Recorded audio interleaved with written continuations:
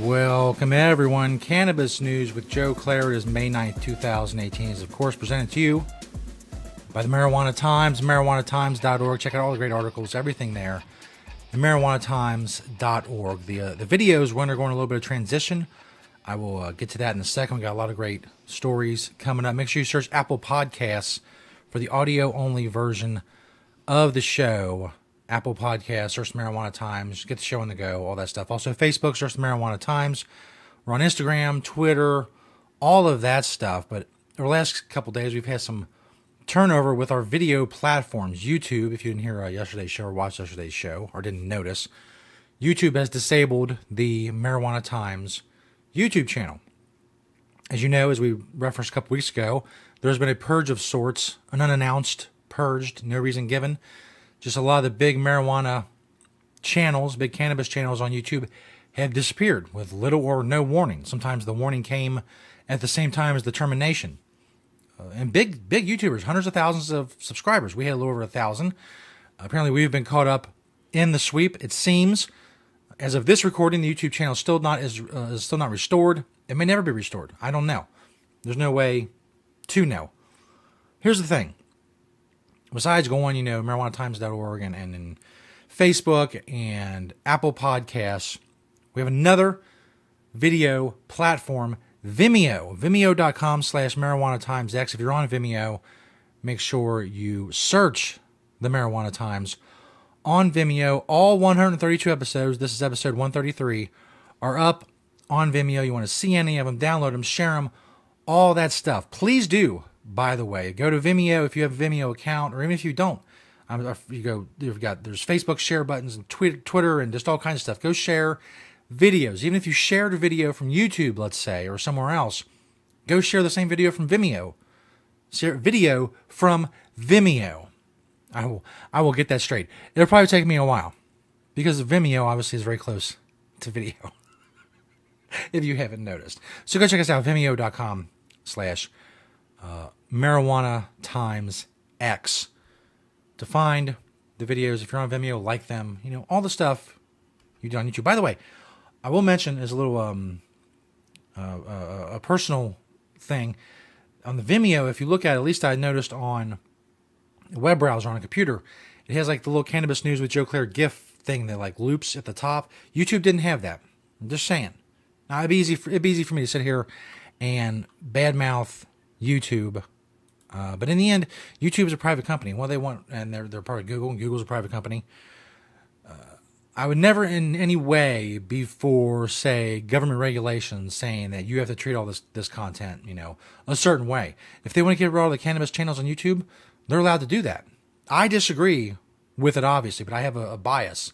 But in any case, I believe that it will cause a lot of people to leave YouTube overall. Will it be enough for them to notice and take any kind of hit? Probably not. Maybe with the purging that's going on, maybe that's going to help them get better advertisers, more advertisers.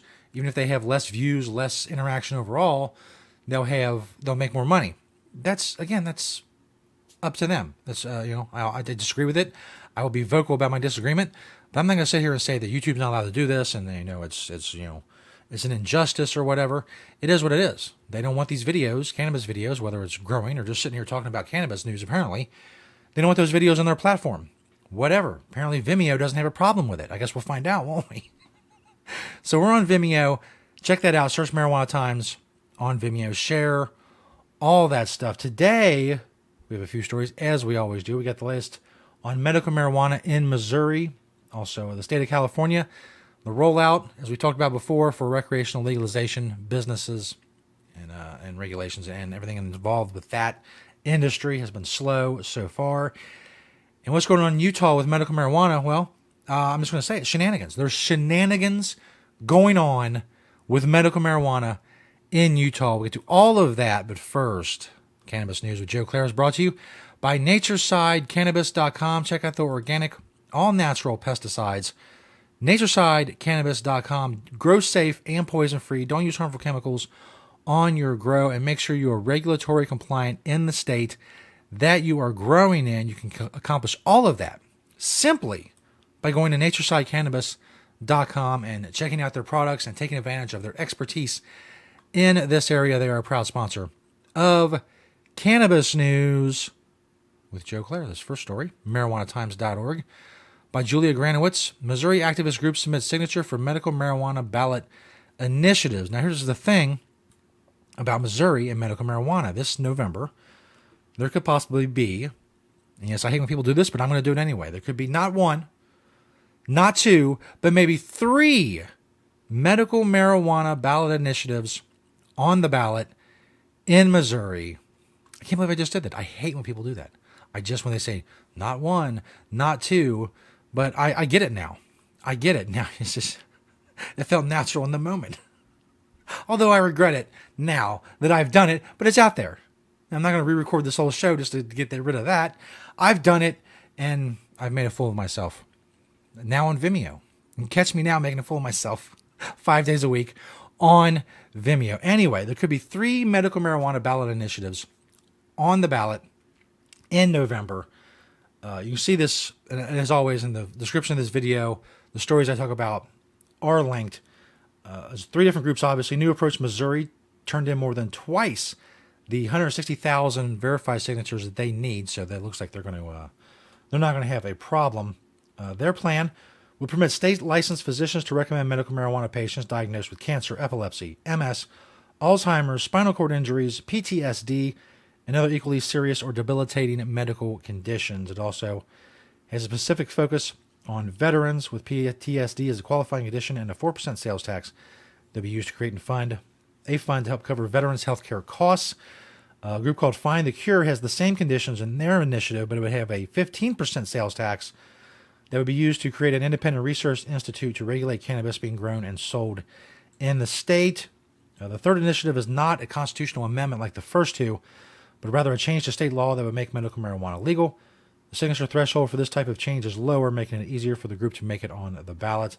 The initiative would create a 2% sales tax that would go towards veterans, public safety, drug treatment, and early childhood education and care programs. All 3 groups managed to get their signatures turned in on time. So, again, there could be 3 medical marijuana ballot initiatives. Apparently, in that scenario, whichever one gets the most votes is the one that will be legal. So we'll see what happens in Missouri. That's, that's, I guess overall that ups the chances that medical marijuana will get legalized.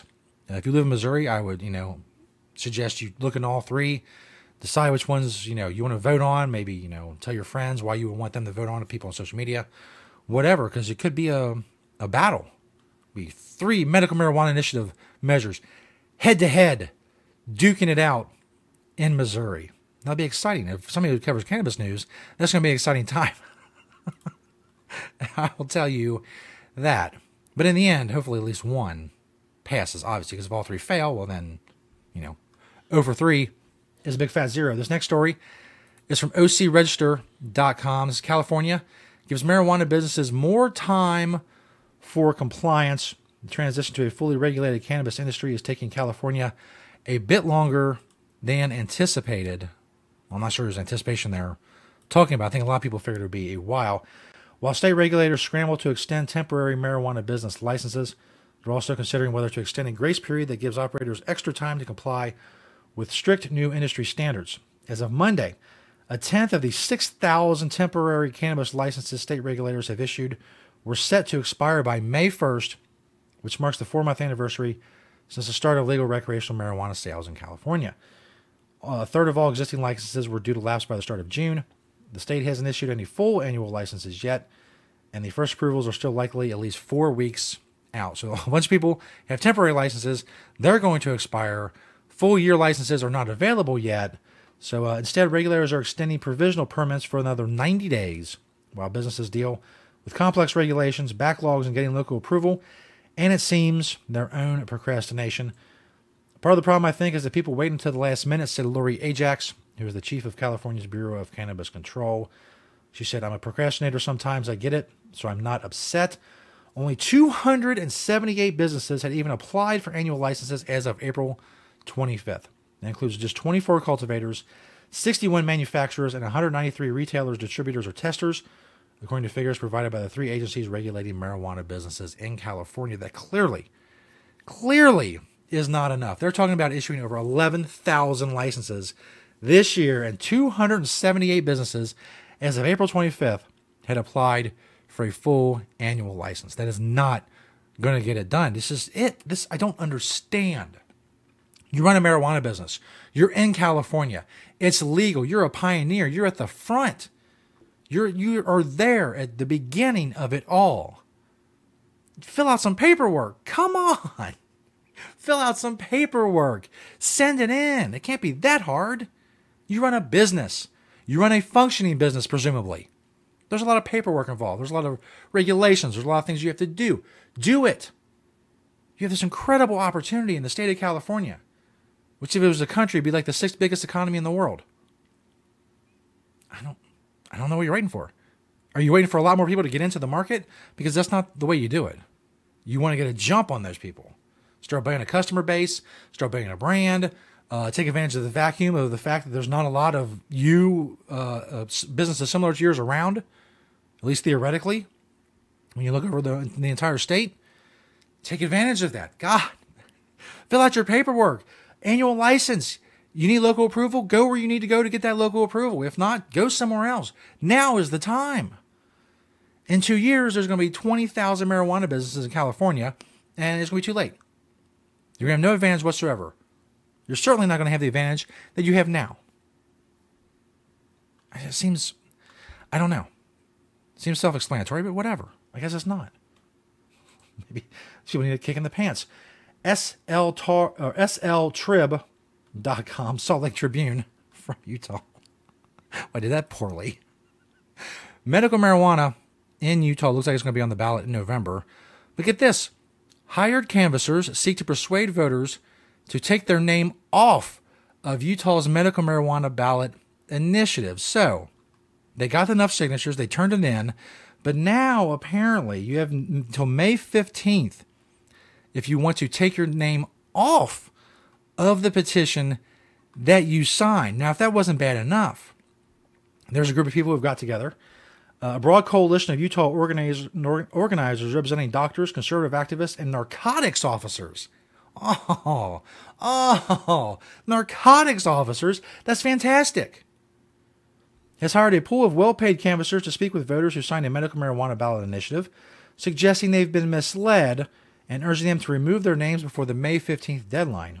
Mark Fotheringham, spokesman for the Utah Medical Association, is the lead group pushing up in the petition. He said, quote, "This is legal. It's totally above board. We're not trying to hide anything." Well, still douchey. I mean, let's be real. It's still a douche move. Mark Fotheringham, is that his real name? That's a really douchey name. I'm sorry. It is. I really don't personally attack people's names, but the coinciding there is just too much. The initiative has already qualified, at least tentatively, for the November 6th ballot, collecting more than 40,000 signatures above the required threshold in 27 of the state's 29 Senate districts. That's important. It only needed 26. But Drug Safe Utah intends to target signers in counties where it collected the lowest margins, so it no longer meets the geographic requirements. They are specifically targeting the counties where it was just above the threshold to try to get people to rescind their name by May 19th. Apparently it's going to be an uphill battle. Why is this not scrolling down? This is annoying. The closest they can come, like the lowest margin in one of the counties is 408 signatures. So in that county, they would need to get 409 people to remove their names. And then even then, they would still have 2 more districts to overturn to get it pulled from the ballot. I just don't know. To actively pay people $25 an hour. There's job officers for these canvassers to go to these people's houses to try to get their signature off. $25 an hour. To pay $25 an hour to make sure sick people in Utah don't have the option of cannabis. I don't know what to say about that. It's one thing to be against medical marijuana. It's another to advocate against medical marijuana. It's even another level to actively pay people to try to get medical marijuana off of a ballot. Not to eliminate it, just to not even have the people of Utah get a chance to vote on it. There's no other word for that but douchey. And that is a douchey thing to do. And if my excessive word of use douchey gets us thrown off Vimeo, well, so be it. I will take those consequences. To pay people $25 an hour to make sure that sick people don't have the option of cannabis. Just the option. They don't have the option to vote on the option of cannabis. I don't know. There's nothing more can be said. Douchey. Thanks everybody for checking us out. Spreading the word, sharing these videos, sharing marijuanatimes.org and the articles on there. You are awesome. Make sure you promote us on Vimeo. We can get this built up even bigger than we were on YouTube. We'll do it all with your help. Thank you to NatureSideCannabis.com for being a proud sponsor of the show. Grow safe and poison free with NatureSideCannabis.com. This has been Cannabis News for May 9th, 2018. I'm your host, Joe Klare. We'll see you tomorrow right here on Cannabis News.